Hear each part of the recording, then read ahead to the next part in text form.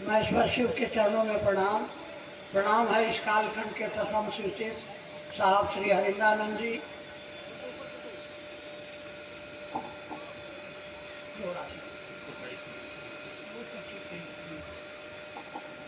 प्रणाम है इस कालखंड की प्रथम शिष्या हम सबों की शक्ति स्वरूपा दीदी नीलम आनंद के चरणों में, यहाँ उपस्थित आप सभी भाई बहनों के चरणों में प्रणाम।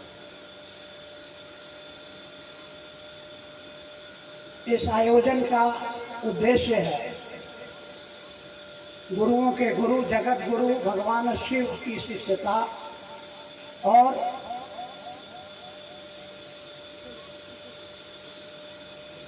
उनको अपना गुरु क्यों बनाए, कैसे बनाए और बनाकर क्या करना है, इस विषय पर हम लोग विचारों का आदान प्रदान करते हैं। इसी उद्देश्य से इस आयोजन को किया गया है।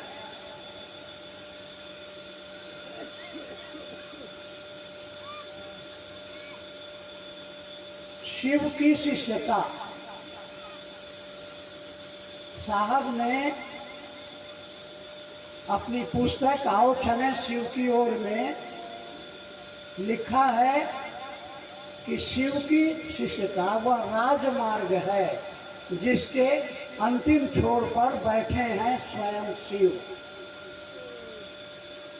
स्वयं शिव राजमार्ग है, यानी इस राह पर चलने के लिए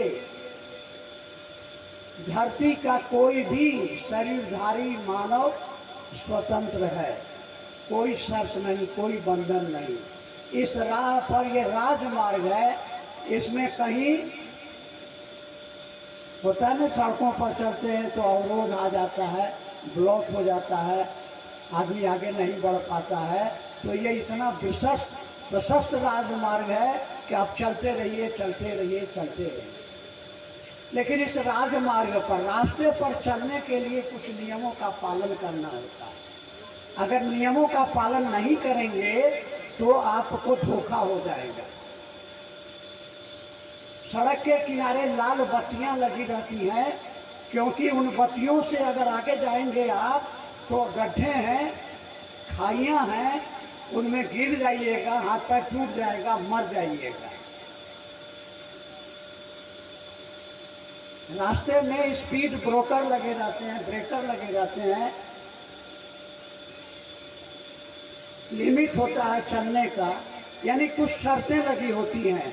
तो आध्यात्म की इस यात्रा में भी कुछ शर्तें हैं। पहली शर्त है, जो आदमी कृतज्ञ नहीं है, कृतज्ञ एहसान फरामोश, जिसने अगर आपको किसी ने एक गिलास पानी पिलाया, जिसने किसी ने आपको हाथ पकड़ के मंच पर चढ़ने में मदद कर दी हो इस मंशा से कि बूढ़ा आदमी है कहीं गिर नहीं जाए, तो ये हुआ एहसान।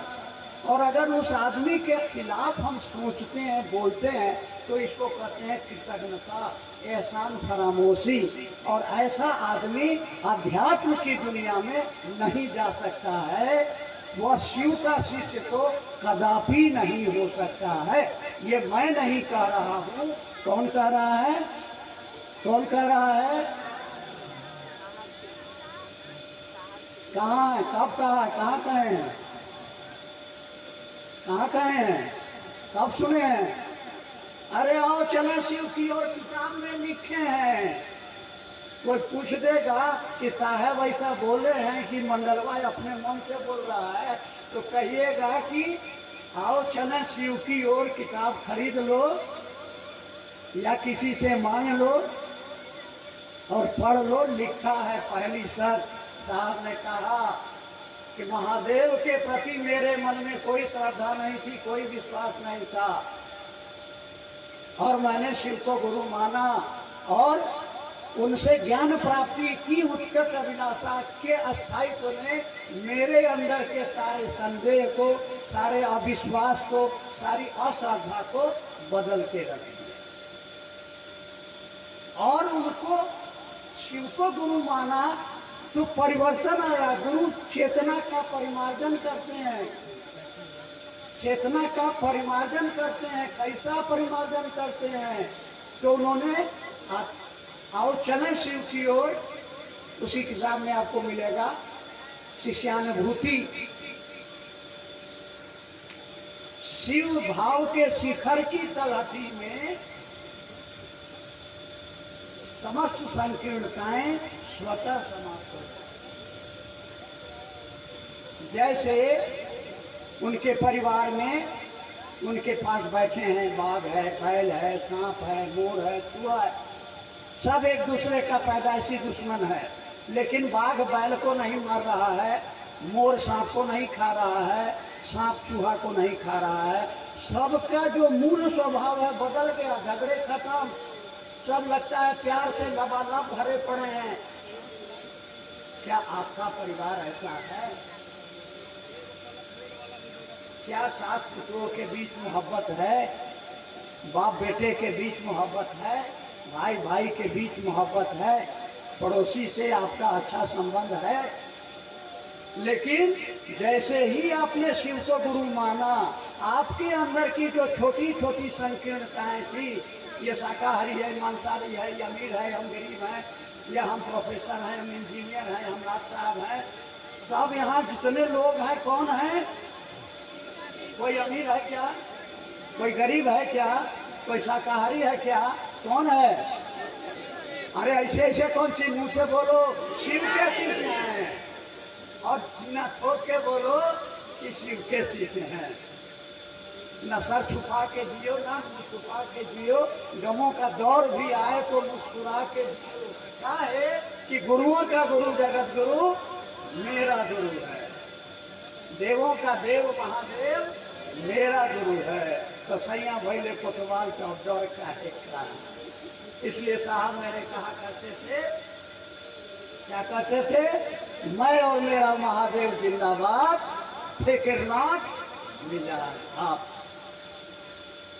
हाँ, आप लोगों के चेहरे की मुस्कुराहट से पता चल रहा है कि आप लोगों को भरोसा लग रहा है।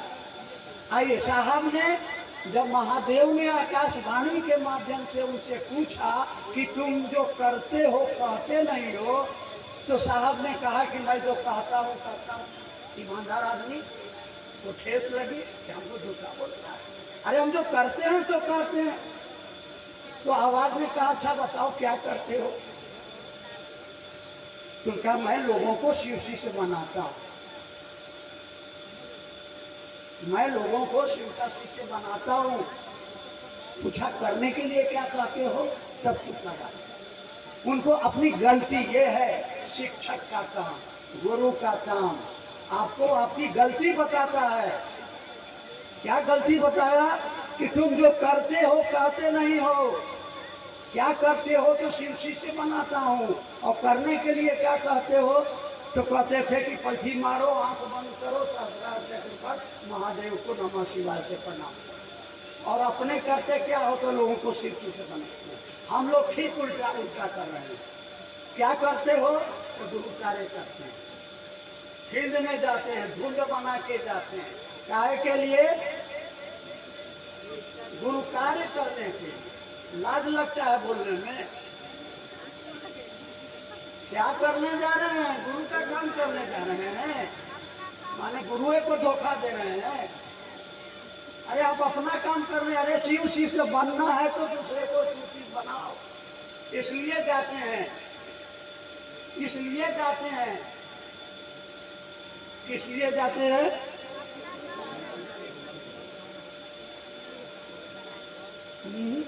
देखो असली बात, बस 2 मिनट। शिव की शिष्यता,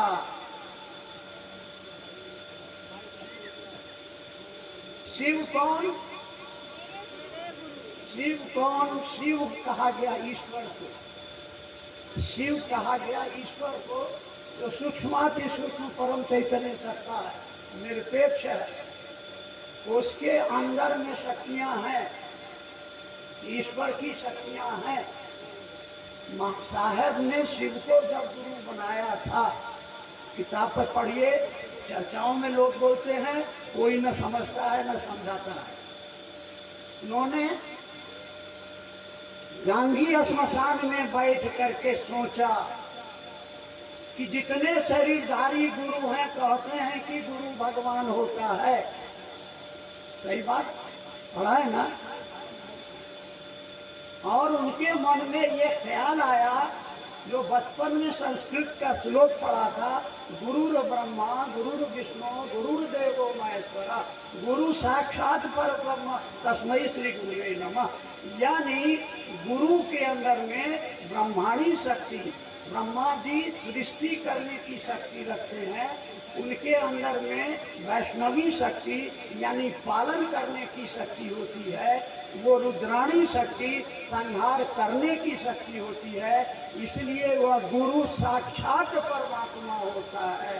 तो परमात्मा गुरु क्यों नहीं? परमात्मा में सृजन पालन संहार की शक्ति, ये तीनों शक्तियां ईश्वर की शक्ति है, और वह ईश्वर इन शक्तियों को धारित करता है और वही गुरु होता है। तो भगवान गुरु क्यों नहीं? तो उन्होंने गुरु को अपना गुरु मान लिया। कैसे माना? घंटी बजा के, आरती देखा के, अगरबत्ती, चनाचूर कौन सी कहते हैं वो आप लोग चढ़ाते हैं, मुकुंदाना, क्या करके? अरे मन में संकल्प लिया, संकल्प, मरेंगे चाहे जिएंगे, सीखेंगे तुम्हीं से, ये संकल्प उन्होंने लिया। हाथ में कंगन मान लिया। अभी कह रहे थे ना कि एक आदमी को चाय नहीं मिली साहब के यहाँ, तो उसने सीसी से काट छोड़ी। आपको भजन गाने के लिए नहीं दिया जाएगा, आप मंच पर आना छोड़ दीजिएगा, वो अलग पार्टी बना लीजिएगा। संकल्प नहीं है, आपके अंदर संकल्प नहीं है, संकल्प पैदा कीजिएगा, मरेंगे चाहे जिएंगे, महादेव से जो गुरु से जो आदेश मिला है उस काम को करेंगे, ईमानदारी से करेंगे, न पद के लिए, न पैसा के लिए, न सम्मान के लिए, न मोक्ष के लिए। और ये लाइन हम नहीं, साहब ने कहाँ लिखा है, आओ चले से उसी ओर में, पेज नंबर 206 में पढ़िएगा कि मुझको न पद चाहिए, न पैसा चाहिए, न सम्मान चाहिए, मोक्ष भी नहीं चाहिए। अरे पगला, तब क्या चाहिए? क्या चाहिए? आपको तो बेटवा का ब्याह होगा तो चर्चा कराइएगा, बेटिया का ब्याह हो जाएगा तो चर्चा कराइएगा। साहब ने कोई शर्त, उन्होंने मोहब्बत किया बिना शर्त के, हमने मोहब्बत की है शर्त के साथ कि घर हमारे बेटवा को नौकरी लगेगा तो चर्चा। साहब की शर्त क्या थी?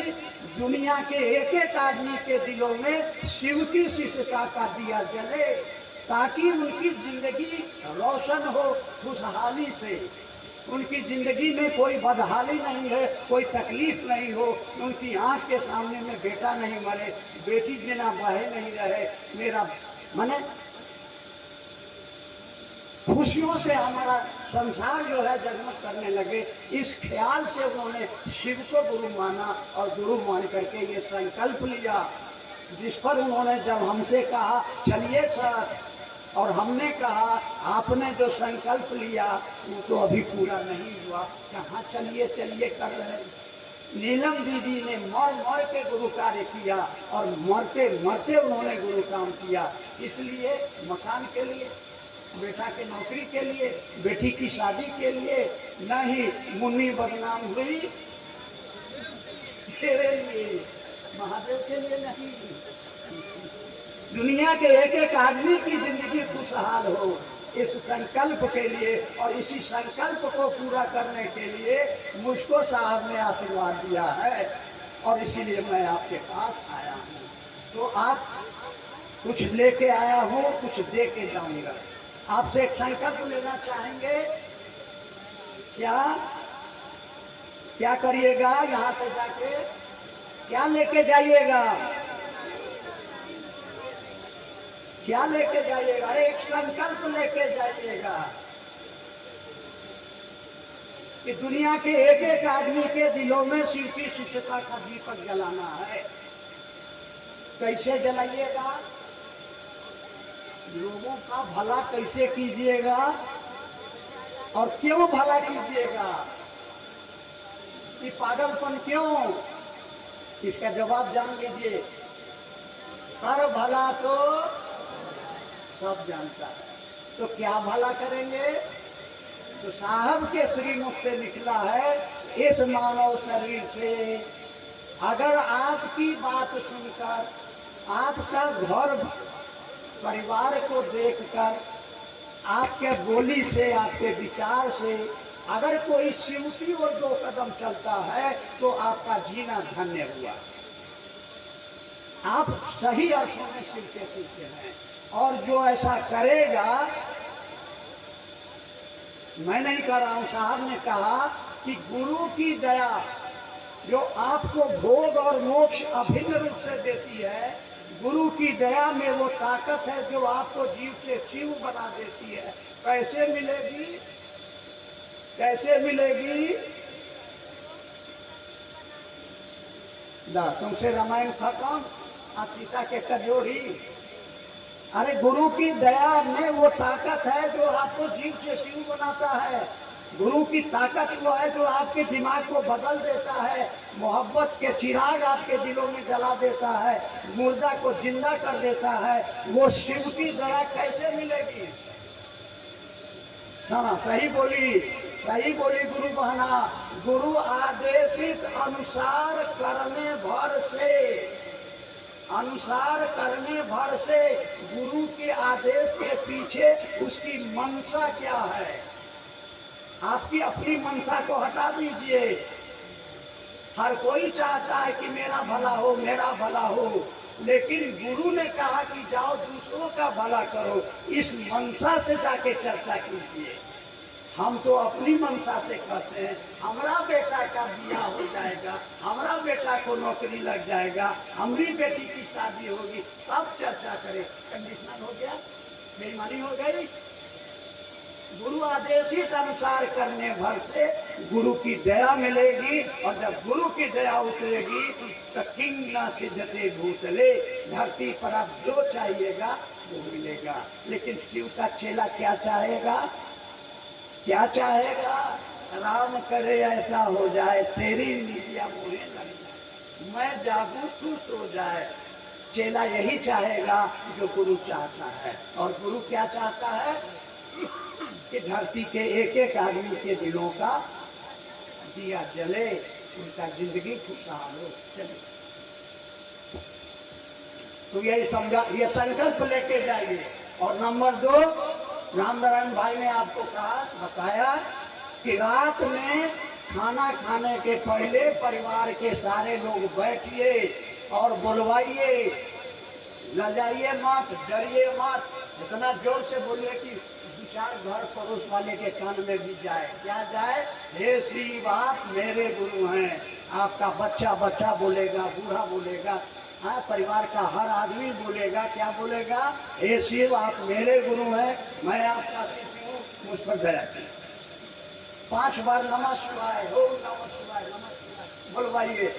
चाहे कि गाना लाउड स्पीकर में बजता रहता है, हम लोग सुनते सुनते गाना याद कर लेते हैं। तो वैसे ही सुनते सुनते नमः शिवाय, नमः शिवाय, नमः शिवाय पड़ोसियों के कानों में जाएगा, तो वो भी ये हो गया गुरु आदेशित काम करने का, बिना पैसा का खर्चा का तरीका।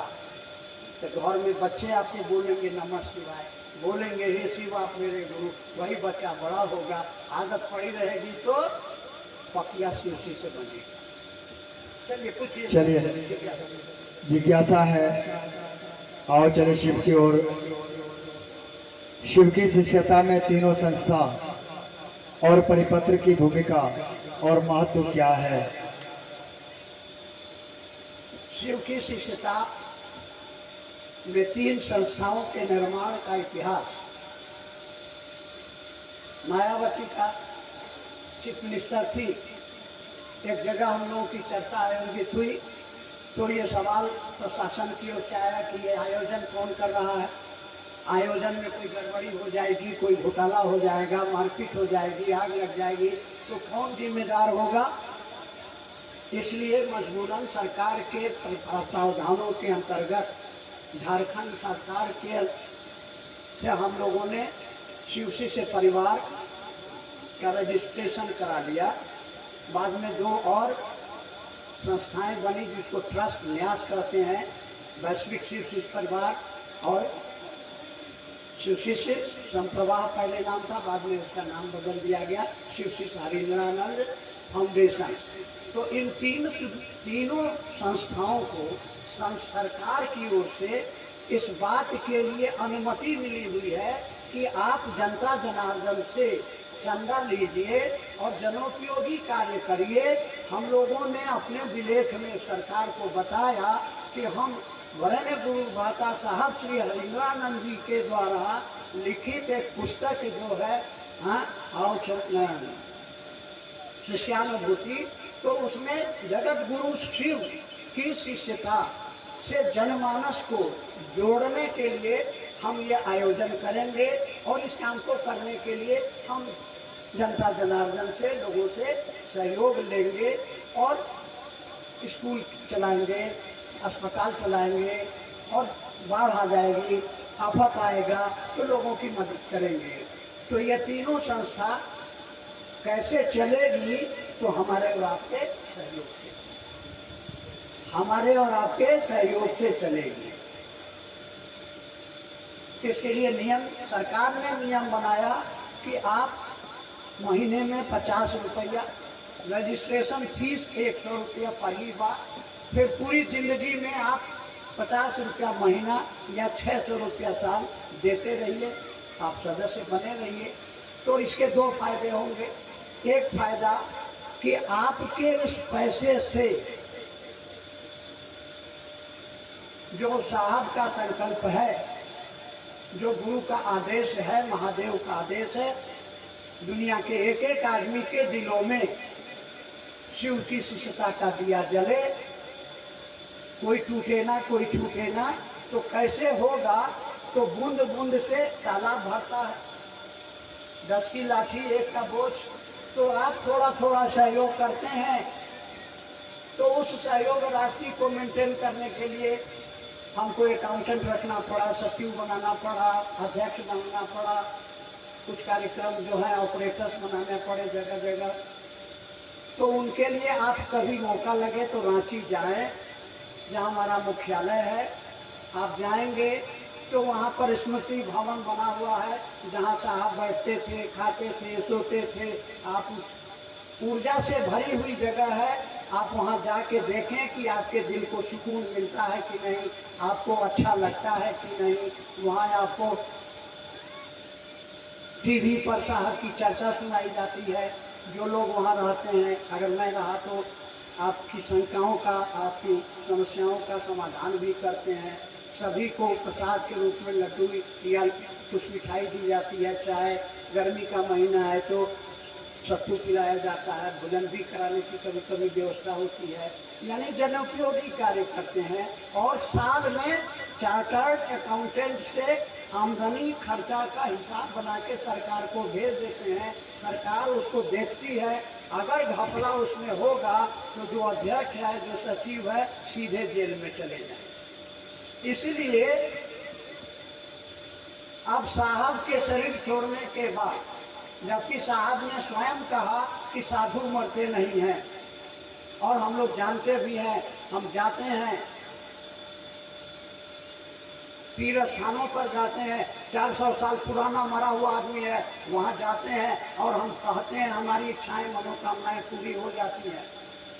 हम जाते हैं देवघर, वहाँ कोई महादेव शरीर में नहीं बैठा हुआ है, पत्थर का शिवलिंग पड़ा हुआ है, और उस पत्थर को कहते हैं और हमारी मनोकामना।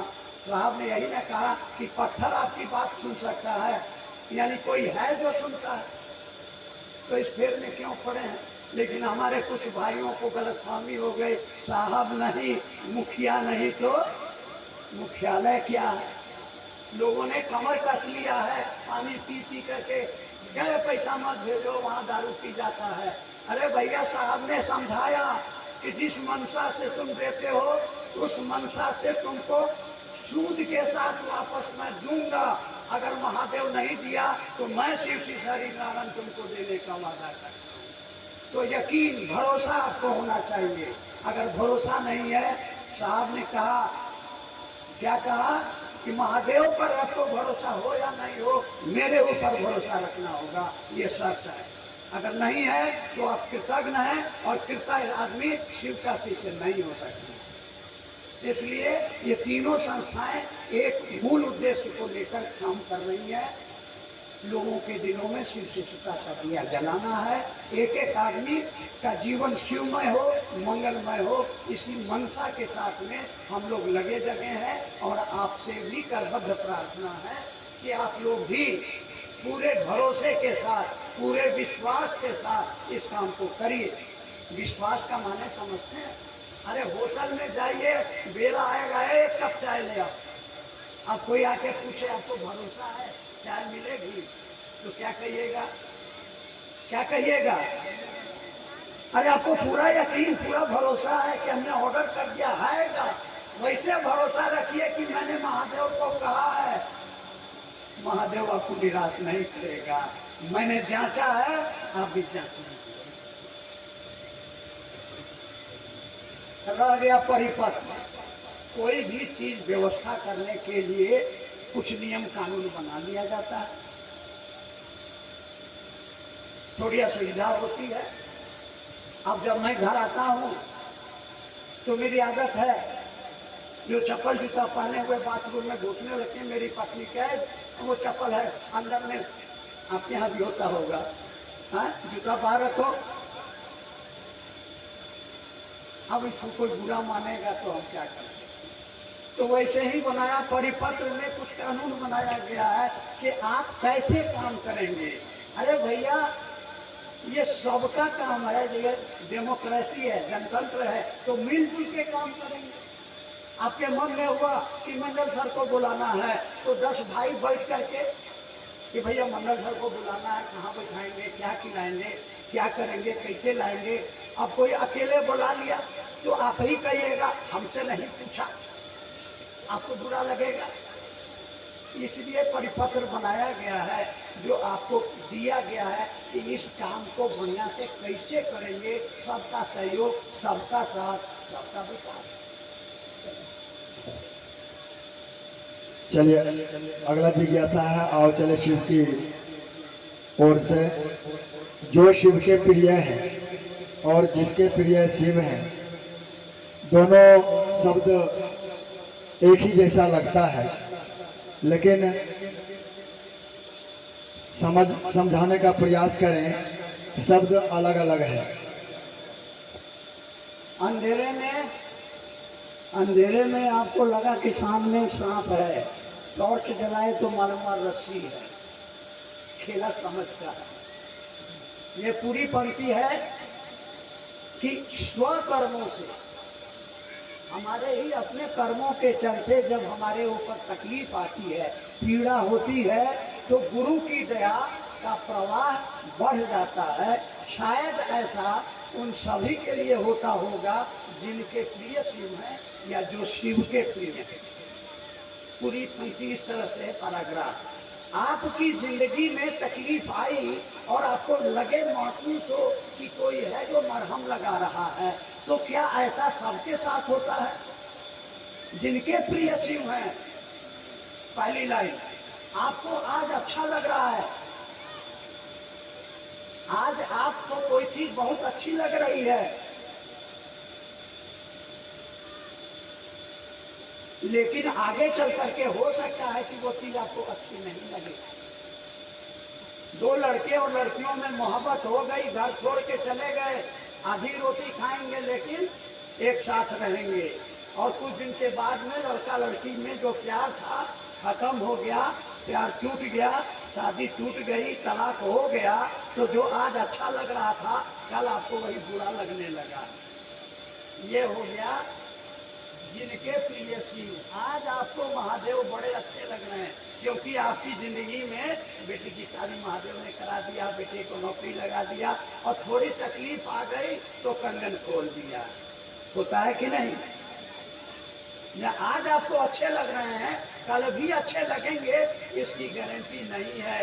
आपका मन बदल सकता है, बदलता है। लेकिन अगर महादेव ही ने आपको पकड़ लिया, जो शिव के प्रिय हैं, यानी जिनको शिव ने ही पकड़ लिया, तो साहब ने इसको समझाते हुए बताया कि बंदर का बच्चा बंदर को पकड़े रहता है और बंदरिया इस डाल से उस डाल कूदते रहती है। बच्चे की पकड़ ढीली होगी, वो गिर जाएगा, डाल से नीचे मर जाएगा। बंदरिया ने बच्चे को नहीं पकड़ रखा है, लेकिन बिल्ली अपने बच्चे को अपने मुंह में दबा लेती है और एक जगह से दूसरी जगह ले जाती है। तो किसी भी हालत में माँ अपने बच्चे को नुकसान नहीं होने देगी। तो उसी तरह से, जिस तरह से बिल्ली ने अपने बच्चे की सुरक्षा के लिए अपने मुंह में उसको दबा लिया, वैसे ही अगर शिव ने आपको पकड़ लिया तो आपकी जिंदगी में तबाही और बर्बादी का दौर नहीं आएगा। ये समझ। अगला जिज्ञासा है, सबके महादेव अलग अलग होते हैं, कैसे समझाने का कृपा करेंगे? सबके महादेव अलग अलग होते हैं।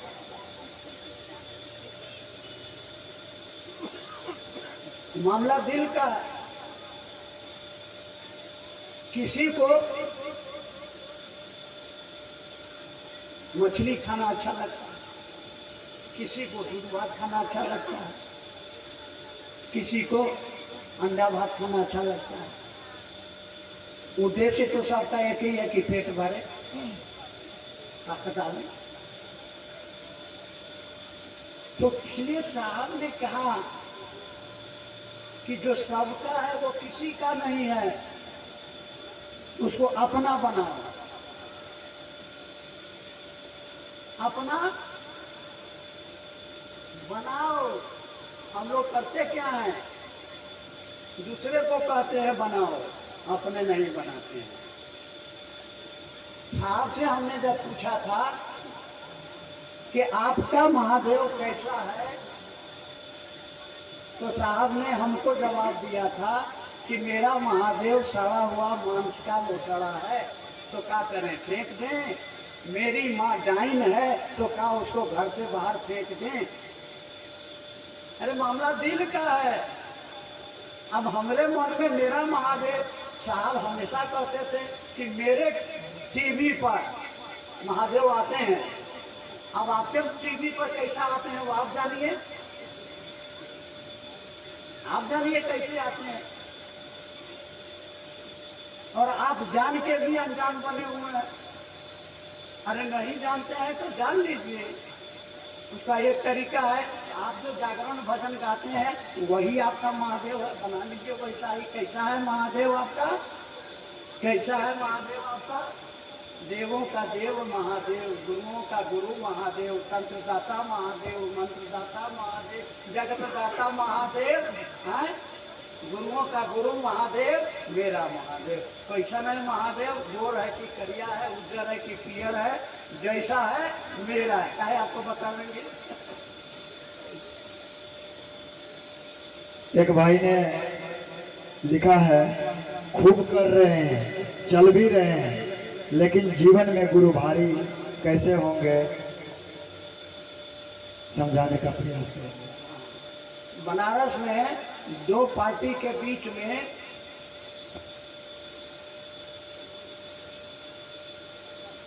हो गया नाव खेलने की कंपटीशन कि हम तेज चलाते हैं, हम चलाते हैं।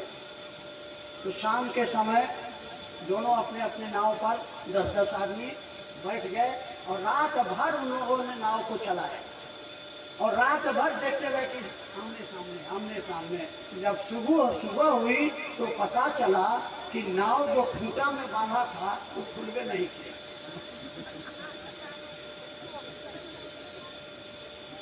आप मेहनत करिए और आपको कोई परिणाम नजर नहीं आ रहा है। इसका माने क्या है कि कहीं खूंटा में बना हुआ। अरे एक आदमी भाग रहा है, वो दौड़ रहा है, दूसरा आदमी भी मैदान में मॉर्निंग में देखेगा दौड़ रहा है, एगो तीसरा आदमी है वो भी है, वो भी दौड़ रहा है, एगो दौड़ रहा है उसके पीछे कुत्ता लगा हुआ है, कुत्ता के डर से वो भाग रहा है।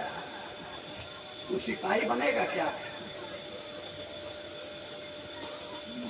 एक आदमी दौड़ रहा है कि भाई साहब अब काहे दौड़ रहे हैं, एक जिम जा रहे हैं हेल्थ बनाने के लिए। तीसरा आदमी दौड़ रहा है क्या कि एक हमको सिपाही में भर्ती होना है। आपका उद्देश्य क्या है? आपका उद्देश्य क्या है? पद, पैसा, सम्मान, सुविधा या दूसरे का भला? तो जैसा सोचिएगा वैसा परिणाम आएगा। आपका उद्देश्य है कि हमको पैसा मिले, बढ़िया भजन गाइए, आपको बुला बुला के लोग पैसा देगा, उपहार देगा, फल फूल भी बांध के दे देगा कि लेते जाइए। आप चाहते क्या हैं? शिव को गुरु बनाए हैं, आप चाहते क्या हैं? तो चेला का उद्देश्य क्या होता है? जो गुरु का उद्देश्य होता है वही चेला का उद्देश्य होता है। मेरे महादेव लोगों के दिलों में बसे। अगर आपकी ये चाहत है तो क्या होगा? क्या होगा? एगो साधु, बरसात का मौसम था, ठंडी हवा, एक दुकानदार जिलेबी बना रहा था, उसको दे दिया, दुख जिलेबी खा लिया और मस्ती से अपना राम राम करते हुए पानी पर पैर पटकते हुए जा रहा था। तो एक नई नवेली दुल्हन अपने पति के साथ जा रही थी, उसके साड़ी पर पानी का कीचड़ का छींटा पड़ गया। उसके पति देव को गुस्सा आ गया, साधु को लगा पीटने, कहा कि भैया हमसे अनजाने में गलती हो गई है, हमने ऐसा जानबूझ के नहीं किया, हम तो मस्ती में अपने प्रभु को याद करते जा रहे थे। बगल में ही उन दोनों का घर था। सीढ़ी पर चढ़ते चढ़ते दूल्हा उसका गिरा, मर गया। अब गांव मोहल्ले वाले इकट्ठे हो गए, साधु को मारने लगे कि तुम्ही ने कोई तंत्र मंत्र कर दिया। तो उसने कहा देखो भैया, हमने कुछ नहीं किया है, इसकी पत्नी के शरीर पर मेरे चलते कीचड़ चला गया तो इसके पति ने मुझको पीटा, क्योंकि अपनी पत्नी से प्यार करता था। तो हमसे भी कोई प्यार करने वाला है, इसका नाम है महादेव। तो हमको मारा तो हमारा महादेव उसको मार दिया। इसलिए आया समझ, इसलिए महादेव साहब कहते थे कि अरे जब लाठिए का सहारा लेना है तो मजबूत कानून, कमजोर लाठी काहे पकड़ते हो? पद, पैसा, सम्मान, बीवी, बेटा ये काम नहीं देगा। हर हाल में सकल उपचारा, आपके जिंदगी के पल प्रतिपल के उपाय महादेव हैं, उनको पकड़िए और उनको पकड़िएगा, उन्हीं की दया से पकड़िएगा, इसलिए उसे दया। चलिए आओ चले शिव की ओर की एक पंक्ति है, आहुत की दया क्या है।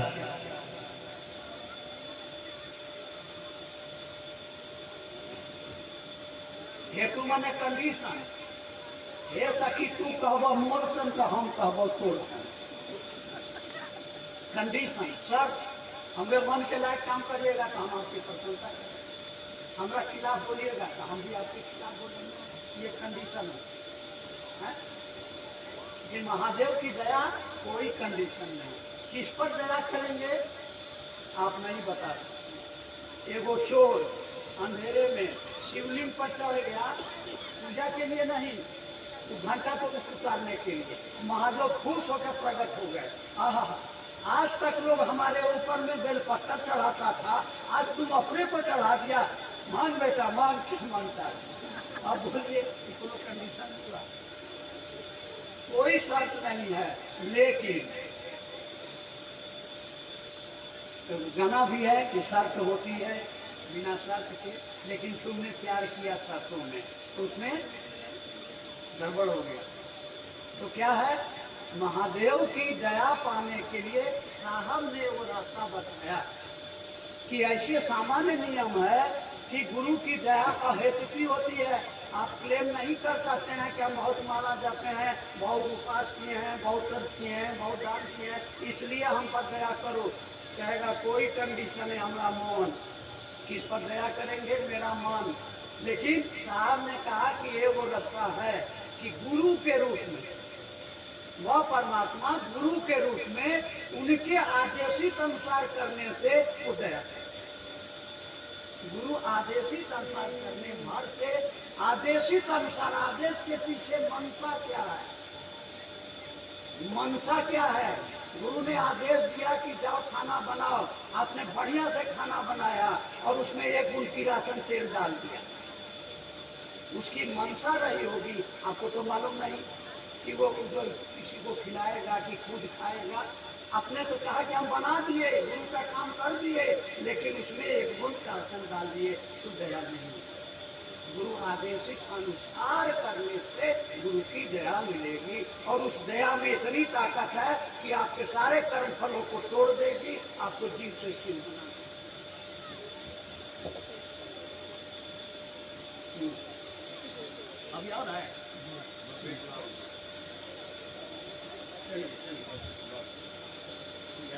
साहब श्री की वाणी क्षेत्र में गुटबाजी करना, क्षेत्रागामी किसी गुरु भाई बहनों के चक्कर में रहना एवं अन्य बातों के लिए इन सब वाक्यों से क्या परिणाम मिलती है, समझाने का प्रयास किया जाए। रमोतार गुरु भाई गुड़गांव। इनसे ये समझना चाहिए कि साहब ने कहा कि अगर तुम कार चला रहे हो तो सड़क पर गड्ढों की ओर देखने लगोगे तो तुम्हारी गाड़ी भी गड्ढे में चली जाएगी, इसलिए इन सब चीजों की ओर ध्यान मत दो, अपना काम करो। जो जैसा करेगा वैसा भरेगा, तो उससे सीखिए कि हम भी अगर ऐसा करेंगे तो हमारे जिंदगी में भी बुरे दिन आएंगे। तो बच जाइए, अपने को बचाइए। सड़क पर चल रहे हैं और अगर आप सावधानी से नहीं चलेंगे, कहावत है कि रोटी जली क्यों, घोड़ा अड़ा क्यों, पान सड़ा क्यों। आप रोटी तवा पर रख करके चले गए दूध लेने के लिए, लौट के आइएगा तब तक आपकी रोटी जल गए, काली कलूटी। तो सीखिए, दूसरे जो करते हैं गलत करते हैं वो आपको सिखाने के लिए करते हैं, वो थोड़े करते हैं। अरे महादेव उनसे गलती करवा के आपको सिखाने के लिए नमूना देते हैं कि ऐसा करोगे तो भोगना पड़ेगा, नरक जाना पड़ेगा, इसलिए तुम तो मत करो क्योंकि तुम मेरे चेले। जिज्ञासा नहीं है, आपसे एक निवेदन किए हैं गुरुबान लोग। मेरी जिज्ञासा मंडल सर से है कि बड़ी शिव चर्चा होती है तो बैच या आई कार्ड लगाकर गुरु भाई गुरुबान क्यों खड़े रहते हैं? अपनी पहचान लोगों से करवाने के लिए, या हम ज़्यादा गुरु का काम करते हैं, या अपने गुरु महादेव से पहचान बनाने के लिए? क्योंकि शिव का शिष्य 1 दिन का है या 40 दिन का, उसे साहब के कहे अनुसार पता है कि क्या करना है, फिर क्यों ज़रूरत है बहुत सारे भाई बहन को बेच लगाकर खड़े रहने की? कृपया इस बात को समझाने का प्रयास करें। नंबर 1, महादेव ने साहब को कहा मेरे शिष्यों को डांटने का अधिकार तुमको किसने दिया? वे विभ्रमित हैं, उनको डांटो मत, समझा दो। आपका कोई गुरु भाई गलत कर रहा है, समझा दीजिए, उसको डांटिए मत, क्योंकि गुरु आप नहीं हैं, गुरु महादेव हैं। वो कब कैसे समझाएंगे वो उनकी ड्यूटी है, आपका काम है मदद कर देना। दूसरा, पहचान, एक गांव का आदमी पहली बार शहर में आया, पुराने जमाने की बात है, नया नया उस समय आया था रेलगाड़ी। तो उसको बताया गया था कि शहर में जाओगे तो वहाँ पर रेलगाड़ी देखने को मिलेगा, उसका जो है ना धुआं निकलता रहता है, उसमें से इंजन से पानी गिरते रहता है। हम क्षमा चाहेंगे लेकिन अब समझाने के लिए। तो देखा कि एक आदमी काला कोट पहने हुए, काला टोपी लगाए हुए था, पेशाब कर रहा था, सिगरेट पी रहा था। और वो यह रेलगाड़ी है, उसके कंधा पर चढ़ गया।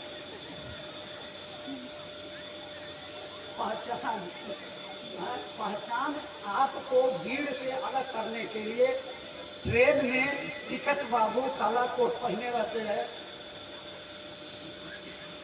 पहचान वैसे ही अब यहाँ 1 लाख आदमी इकट्ठा होगा चर्चा में, तो आपको सही कोई चीज की जरूरत होगी, कोई तरह की परेशानी होगी, तो आपको मार्गदर्शन करने के लिए, लोगों से अलग करने के लिए उसको एगो बिल्ला लगा दिया जाए।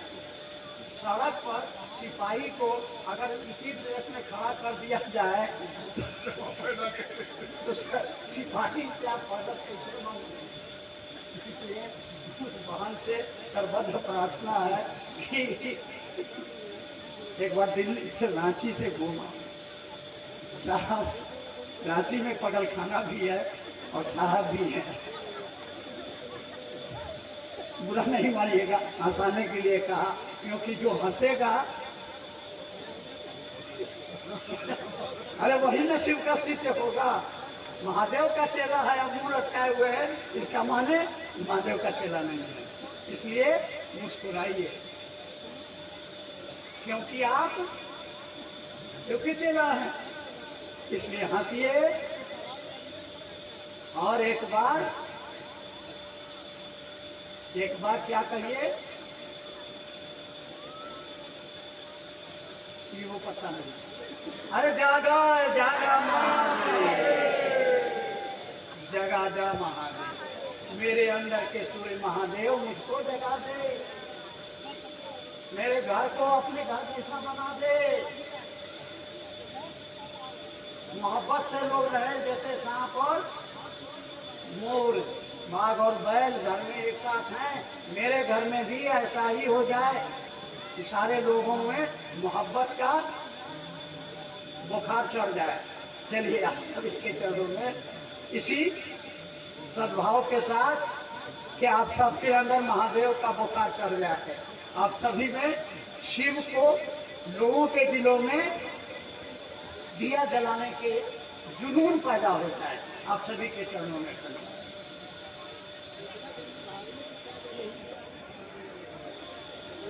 आइए अब हम लोगों के बीच